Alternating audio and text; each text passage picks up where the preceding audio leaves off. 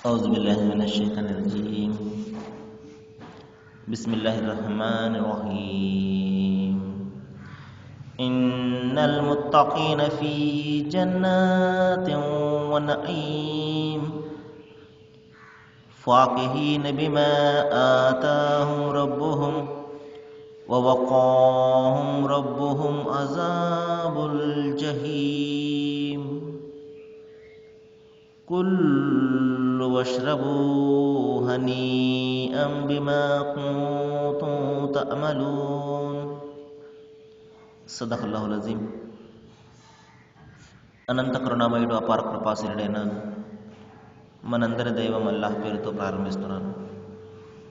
సోదరులారా, సోదరిములారా, అయ్యలారా, అమ్మలారా, అస్సలాము అలైకుం రహమతుల్లాహి వబరకాతుహు. సర్వలోక ప్రభువు అల్లాహ్ మనందరిపై శుభాలను, శాంతిని కురిపించును కాక. ఆమీన్. ఇంతవరకు మనము మానవ మార్గదర్శక గ్రంథం విశ్వప్రభు మానవాళి కోసం అవతరింపజేసిన చివరి దైవ గ్రంథం దివ్య ఖురాన్ నుండి 52వ అధ్యాయం నుండి 17 నుండి 19 వాక్యాల అరబ్బీ మూలంను విన్నాము. మహాశైలారా, ఈ వాక్యాలలో ప్రధానంగా దైవం ఒక వ్యక్తి దైవభీతితో జీవితం గడిపినట్లయితే,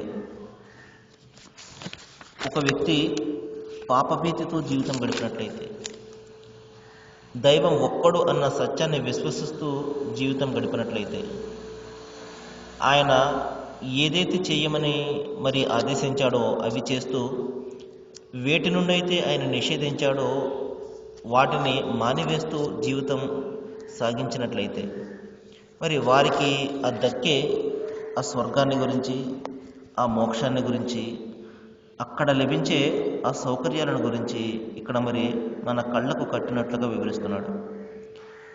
ఎందుకంటే వీటిని చూసి మన మనస్సు కూడా వాటిని పొందాలి అన్న ఆలోచన రావాలని, దానికి తగ్గ కృషిని మనం చేయాలని.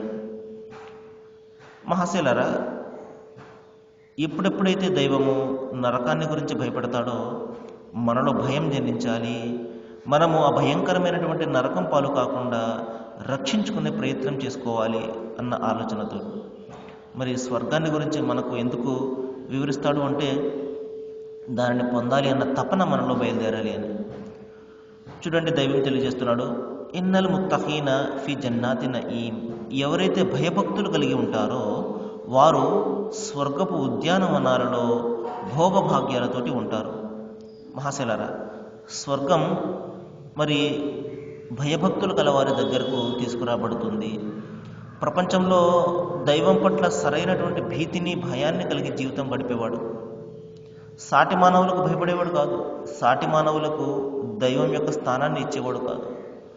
మరి మహాపురుషులకు, ఋషులకు, మునులకు, ప్రవక్తలకు దైవం యొక్క స్థానం ఇచ్చేవాడు కాదు. ఈ విధంగా దైవాన్ని ఏ విధంగా అయితే గుర్తించారో ఆ విధంగా గుర్తించినవాడు, ఆయన సృష్టికర్తని గుర్తించినవాడు, ఆయన చావు పుట్టుకలకు అతీతుడు అని గుర్తించినవాడు, మరి ఆయన స్వరూపము ఏదో ఒక స్వరూపాన్ని కల్పించకుండా మరి ఆత్మతోనూ మరి సత్యంతోనూ ఆరాధించినవాడు. మరి ఆయన మానవతారం ధరించాడనో లేకపోతే మానవునిగా వచ్చాడు అనో అతను ఎంత మాత్రం కూడా దానిని నమ్మేవాడు కాదు. ఇంకా ఆయనతో సాటి సమానాన్ని ఎవరిని కూడా పెట్టేవాడు కాదు. ఈ విధమైనటువంటి భీతిని మరి దైవం పట్ల కలిగి ఉన్నవాడు అతను స్వర్గంలో ప్రవేశిస్తాడు. మరి దైవం తెలియజేస్తున్నాడు, నేను ఇచ్చే వాటిని వారు హాయిగా తీసుకుని అనుభవిస్తూ ఉంటారు. స్వర్గం యొక్క ఆ సౌకర్యాలను గురించి దైవం ఇక్కడ తెలియజేస్తున్నాడు. మరి ప్రధానంగా వారి ప్రభు వారిని నరక శిక్ష నుండి రక్షించుకుంటాడు. చూడండి మహాశైలారా, స్వర్గం పొందడం ఒక ఎత్తు అయితే నరకం తప్పించుకోవడం ఇంకా మహా పెద్ద ఎత్తు. ఎందుకంటే అంతిమ దైవగ్రంథం ఖురాన్లో సృష్టి ప్రభువు తెలియజేస్తున్నాడు, ఫమన్ జుహ్జిహ అనిన్నార్ వ ఉద్ఖిలల్ జన్న ఫఖద ఫాజ. ఎవరైతే తీవ్రమైనటువంటి ఆ భయంకరమైనటువంటి నరకాగ్ని నుండి ఎవరైతే రక్షింపబడతారో వారు స్వర్గంలో ప్రవేశించినట్లే. కాబట్టి మహాశైలారా, మనందరి లక్ష్యము ఆ భయంకరమైనటువంటి నరకాన్ని నుండి తప్పించుకునేదిగా ఉండాలి. చూడండి, ఎవరైతే స్వర్గంలో ప్రవేశిస్తారో, ఎవరైతే దైవభీతి భయభక్తులు కలిగి ఉంటారో వారితో సృష్టి ప్రభు ఈ విధంగా తెలియజేస్తాడు. నా దాసులారా, ఇక్కడ మీరు హాయిగా తినండి, హాయిగా త్రాగండి. గతంలో అంటే మానవులుగా ఉన్నప్పుడు మనము ఈ ప్రపంచంలో జీవితం గడుపుతూ ఉన్నప్పుడు మరి మీరు ఏదైతే కర్మలు చేశారో, ఏదైతే మంచి పనులు చేశారో, ఏదైతే సక్రమమైనటువంటి నీతివంతమైనటువంటి జీవితం గడిపారో మరి దానికి ప్రతిఫలంగా మీరు ఇక్కడ ఈ స్వర్గాన్ని పొందండి. చూడండి మహాశిలారా, మనం అనేక సందర్భాల్లో ఈ విషయాన్ని గురించి చెప్పుకున్నాం. మనిషి ఏదైతే చేసుకుంటాడో దానికి తాకట్టుగా ఉంటాడు, అంటే దానికి బాధ్యుడుగా ఉంటాడు.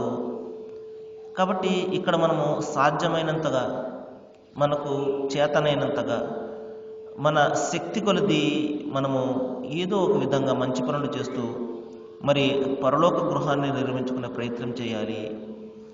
మహాప్రవక్త ముహమ్మద్ సల్లల్లాహు అలైహి వసల్లం వారు మరి అనేక సందర్భాల్లో తెలియజేశారు, ఏ చిన్న పని కూడా తక్కువగా భావించకు, నీ సోదరుణ్ణి చిరునవ్వుతో పలకరించడం కూడా నువ్వు తక్కువగా భావించకు, అది కూడా నీకు పుణ్యాన్ని ప్రసాదిస్తుంది అన్నారు.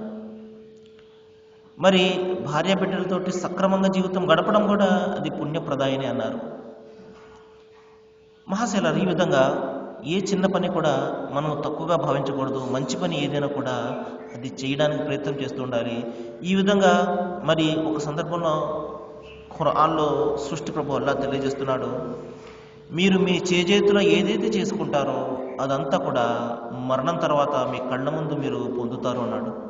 మీ కళ్ళతోటి మీరు స్వయంగా చూసుకుంటారు. ఆ రోజున మనిషి అనుకుంటాడు, అరే ఇంకొంచెం మంచి పనులు చేస్తుంటే ఎంత బాగుండేది. ఎందుకంటే అక్కడ మనము చేసినటువంటి మంచి పనుల ఆధారంగానే స్వర్గపు అంతస్తులు ఉంటాయి. అందరికీ ఒకే విధమైనటువంటి సౌకర్యాలు అక్కడ ఉండవు. ఎవరు ఎంతగా చేసుకుంటే మరి అంతగా అతనికి అంతస్తులు పెరుగుతూ ఉంటుంది. అప్పుడు మనిషి భావిస్తాడు, తనకంటే ఎక్కువగా మరి మంచి అంతస్తులు పొందిన వాడితోటి వారిని చూసి అరే నేను కూడా ఇంకొంచెం మంచి పనులు చేసుకుంటే ఎంత బాగుండేది, నాకు కూడా ఇంకా మంచిదిగా దొరికి ఉండేది కదా అని భావిస్తాడు. కాబట్టి మహాశైలారా, మనము ఎంతగా వీలైతే అంతగా మరి ఇక్కడ మంచిగా ఉంటూ, నీతిగా నిజాయితీగా ఉంటూ, అందరికీ మంచి చేస్తూ మరి ఎప్పుడైతే ఇటువంటి పుణ్యాలను సంపాదించుకుంటామో నిస్సందేహంగా అవన్నీ కూడా మరి మరణం తర్వాత మనం పొందుతాము. కారుణ్యమూర్తి మహాప్రవక్త, మానవాళి ప్రవక్త, మరి మన చిట్ట చివరి ప్రవక్త ముహమ్మద్ సల్లల్లాహు అలైహి వసల్లం తెలియజేశారు, మరి మీరందరూ కూడా కలిసిమెలిసి జీవితం గడపండి, విభేదాలలో పడకండి, ఒకరినొకరు సహకరించుకుంటూ మరి ఒకరికి ఒకరు తోడ్పాటును అందించుకుంటూ ఇక్కడ జీవితం గడపండి. మానవాళికి బోధించారు ఆయన. ఈ విధంగా కులమతాలలో, ఈ విధంగా వర్గ విభేదాలను ఎంత మాత్రం కూడా పడకండి. మానవులందరూ కూడా ఒకే దేవుని చేత సృష్టించబడ్డ వాళ్ళు, ఒకే తల్లిదండ్రి సంతానము మానవులందరూ కూడా. కాబట్టి ఇక్కడ ఆనందంగా జీవితం గడపండి. చేతనైతే ఎవరికైనా సహాయం చేయండి, కానీ వారి మార్గాలలో అడ్డంకులు సృష్టించకండి అన్నారు. నీ మాటల ద్వారా కానీ, నీ చేతల ద్వారా కానీ వాడిని బాధ పెట్టడం కానీ, లేకపోతే మరొకటి చేయడం కానీ ఎంత మాత్రం కూడా చేయకండి అన్నారు. ఇంకా కారుణ్యమూర్తి మహాప్రవక్త వరకు సందర్భంలో తెలియజేశారు, ఒకవేళ నీవు పై అంతస్తు నిర్మించుకుంటూ ఉన్నట్లయితే నీ సోదరుని అనుమతి తీసుకో, నీ పక్కవాని అనుమతి తీసుకో. ఎందుకంటే అతనికి రావాల్సినటువంటి గాలి వెలుతురు నువ్వు ఆపే అవకాశం ఉంటుంది నీ పై అంతస్తు వల్ల. కాబట్టి అతని అనుమతి తీసుకుని నీవు పై అంతస్తు నిర్మించుకో అని చెప్పారు. అంటే మరి మానవ సంబంధాల పట్ల ఎంత ప్రగాఢమైనటువంటి ప్రభావాన్ని మహాప్రవక్త తన బోధన ద్వారా మరి చూపించారో ఒకసారి మనము ఇక్కడ గుర్తు తెచ్చుకోవచ్చు. మహాశైలారా, మరి రండి, ఇంకా దైవం తెలియజేస్తున్నాడు, అక్కడ వారు ఆసనాలపై దిండ్లకు కూర్చుని ఎదురెదురుగా మరి వారు ఆనందంగా కూర్చుని ఉంటారు. ఎందుకంటే అక్కడ సంపాదించవలసిన అవసరం ఉండదు, కష్టపడవలసినటువంటి అవసరం ఉండదు. మరి ఆనందంగా వాళ్ళు అందరూ కూడా అక్కడ కూర్చుని ఉంటారు.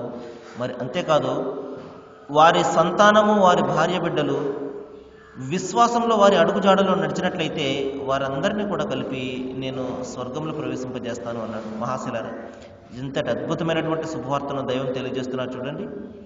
ఎందుకంటే ఒక వ్యక్తి తాను స్వర్గాన్ని పొంది మంచి వ్యక్తిగా ఉండి మరి ఆ స్వర్గాన్ని పొందిన తర్వాత తన భార్య బిడ్డలు తన చెంత లేరనుకోండి, అతనికి ఆ స్వర్గం కూడా ఆనందాన్ని ఇవ్వదు. అతని ఆనందం అతని భార్య బిడ్డలతోనే. కాబట్టి దైవం తెలియజేస్తున్నాడు, మీరు అందరూ కూడా మరి విశ్వాసంతో ఉండండి, దైవం ఒక్కడే అన్న విశ్వాసాన్ని కలిగి ఉండండి, దైవభీతితోటి జీవితం గడపండి. అప్పుడు మీరందరూ ఇక్కడ ఏ విధంగా అయితే ఆనందంగా ఉంటున్నారో మరణం తర్వాత శాశ్వతంగా కూడా మీరు ఆనందంగా ఉంటారు. కాబట్టి మహాశైలరా, నేను బాగున్నాను, నేను ఏదో దైవభీతితో ఉన్నాను, భార్య బిడ్డలు ఏ విధంగా అయితే నాకెందుకు అని ఎంత మాత్రం కూడా భావించకూడదు. ఎందుకంటే ఖురాన్లో తెలియజేస్తున్నాడు, యా అయ్యున్నాస్ ఖూ అంఫుసకుం వ అహ్లీకుం నార్, ఓ విశ్వసించిన ప్రజలారా, ఓ మానవులారా, మీ భార్య బిడ్డలను మీరు ఆ తీవ్రమైనటువంటి నరకాగ్ని నుండి రక్షించుకోండి అంటున్నాడు. కాబట్టి మనము మంచి మార్గంలో ఉండాలి, దైవభీతితోటి ఉండాలి, మన కుటుంబాన్ని కూడా మనము అదే మార్గంలో నడిపించాలి.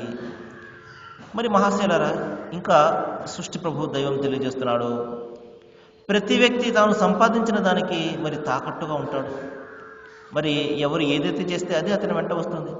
మేము వారికి అంటే ఇక్కడ దైవం తెలియజేస్తున్నాడు, కోరిన విధంగా అన్ని రకాల పండ్లు పుష్కలంగా ఇస్తూ ఉంటాము.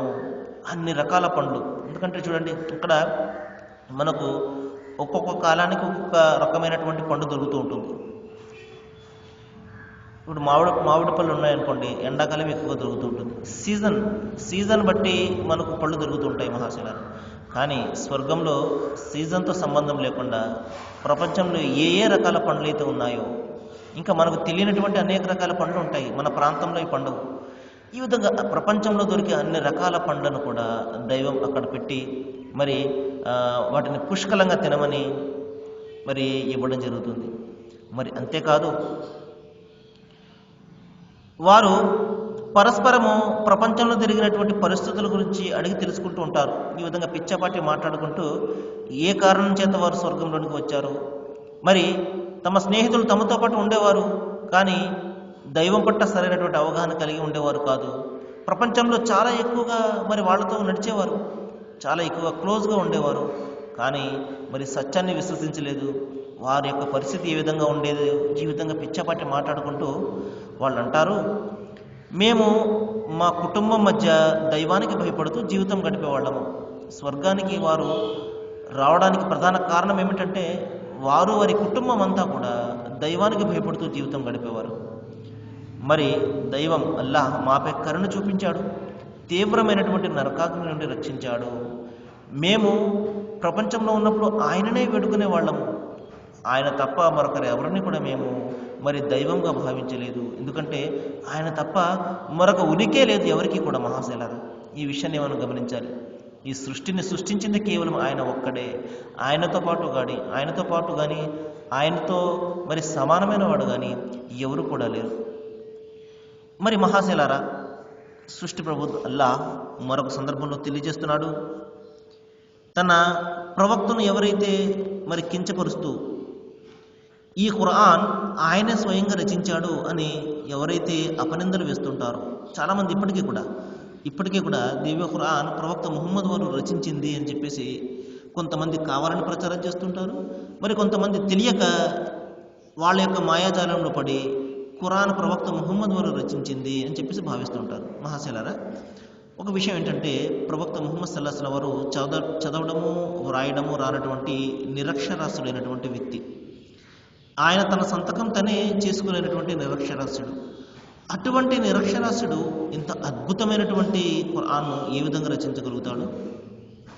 అంతిమ దైవగ్రంథం ఖురాన్లో ఒక సందర్భంలో తెలియజేస్తున్నాడు, వ ఇన్ కుంతుం ఫీ రైబిన్ మిమ్మా నజ్జల్నా అలా అబ్దిహి ఫఅతూ బి సూరతిన్ మిమిస్లిహి.